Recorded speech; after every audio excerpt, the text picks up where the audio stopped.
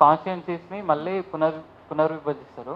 అంటే according to ఏమంటారు జనాభాను బట్టి చేస్తారు.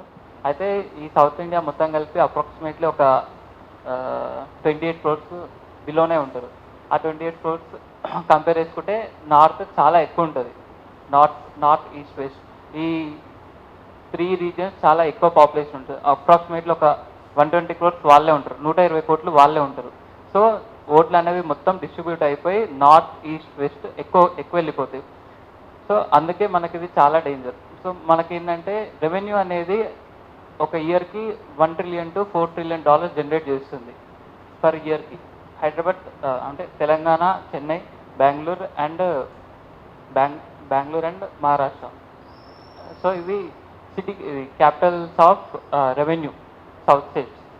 అందుకే మనకి చాలా లాస్ అవుతాం. సో మనం ఏం తీసుకున్నా కానీ మొత్తం వాళ్ళకే వెళ్ళిపోతుంది. అండ్ నెక్స్ట్ వచ్చేసి మహిళా రాజకీయ రిజర్వేషన్ వేదిక.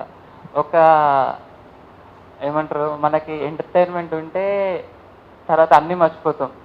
కానీ ఇక్కడ మనం అట్లాంటి entertainment central government, state government మనకి ఇస్తుంది. సినిమాస్ అట్లాంటి మనం వాటికి అలవాటు పడి దీన్ని మర్చిపోతున్నాం.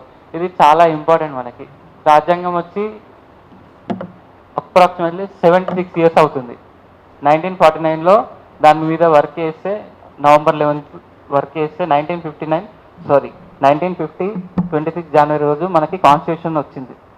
అప్పటి నుంచి మొదలు పెడితే ఇప్పటి వరకు ఒక మహిళా బిల్లు పాస్ కాలేదంటే దాని వెనుక ఎంత కుట్ర ఉందో ఆలోచించవచ్చు మనం.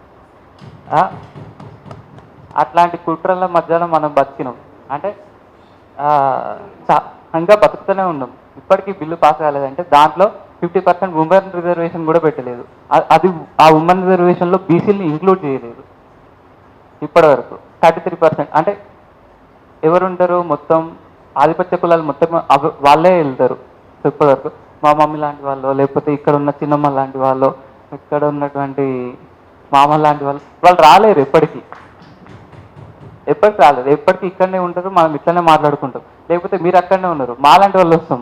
లేకపోతే అక్కడ ఇందాక మాట్లాడిన వంశీ అన్ననో, లేకపోతే శ్రీనివాసనో అట్లాంటి వాళ్ళు ఎప్పటికీ అక్కడనే ఉండిపోతారు. సో మనం ఏం చేయాలంటే మనం ఫస్ట్ యూనిటీ ఉండాలి, తర్వాత సొసైటీని యూనిటీ చేయాలి. అది. సో థ్యాంక్ యూ అమ్మా.